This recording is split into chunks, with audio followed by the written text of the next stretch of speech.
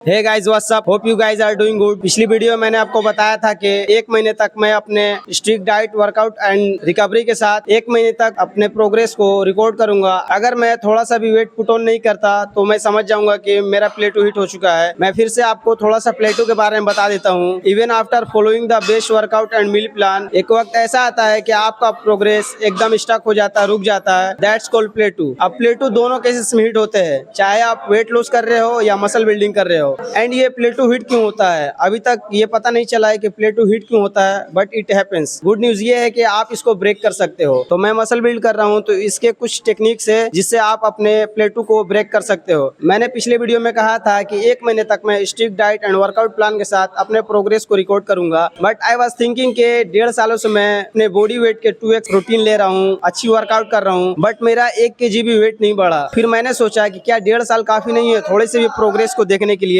तो फिर मैंने डिसाइड किया कि अब थोड़ा सा भी वक्त गवाते हुए प्लेटो ब्रेक करने पर काम किया जाए। सो प्लेटो ब्रेक करने के कुछ टेक्निक्स है, जैसे अभी मेरा वेट 58 या 59 kg पे 1.5 साल से स्टक हो चुका है, मेरी प्रोग्रेस बिल्कुल भी नहीं हो रही है। तो मैं क्या करूंगा, सबसे पहले मैं 58 या 59 kg पे मैं अपना डाइट फिर से डिजाइन करूंगा। और वर्कआउट की टेक्निक्स ये है कि पहले मैं जो टेम्पो यूज करता था, मैं इसेंट्रिक में 3 सेकेंड वेट को कंट्रोल करता था एंड मैं एक्सप्लोसिवली वेट को पुश करके ऊपर में कॉन्ट्रैक्ट करता था। अब मैं इसेंट्रिक में कंट्रोल करने के बजाय इसेंट्रिक में थोड़ा सा कंट्रोल में वेट को नीचे लाऊंगा एंड कॉन्सेंट्रिक में मैं 3 सेकंड लूंगा वेट को ऊपर लेके जाते वक्त। वर्कआउट की टेक्निक नंबर 1 ये थी। सेकंड नंबर टेक्निक ये है कि लाइक अगर मैं इंक्लाइन बेंच प्रेस कर रहा हूँ तो चेस्ट की दूसरी variation as a super set add करूंगा। सो ये कुछ सारी टेक्निक्स है जिससे आप अपने प्लेटो को ब्रेक कर सकते हो। और इन सारी टेक्निक्स को आपको एटलीस्ट 2 to 3 वीक्स तक फॉलो करना पड़ेगा। एटलीस्ट 2 to 3 वीक्स तक फॉलो करने के बाद मैं कंप्लीटली देखूंगा कि मेरा प्रोग्रेस हो रहा है कि नहीं। होप कि मैं अपने प्लेटो को ब्रेक कर पाऊं। तो आज है थर्सडे और आज हम ट्रेन करने वाले हैं चेस्ट।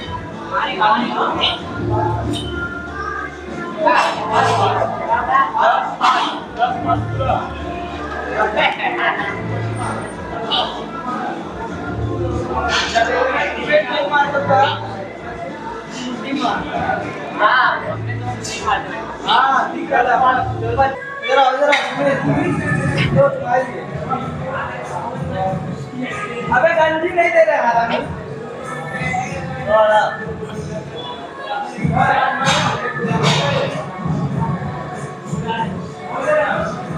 देखो देखो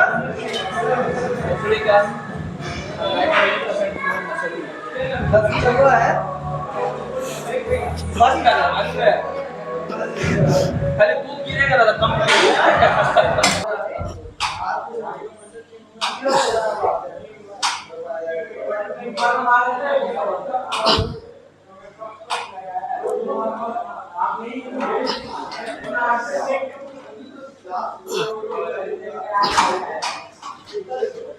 धोनी लोअर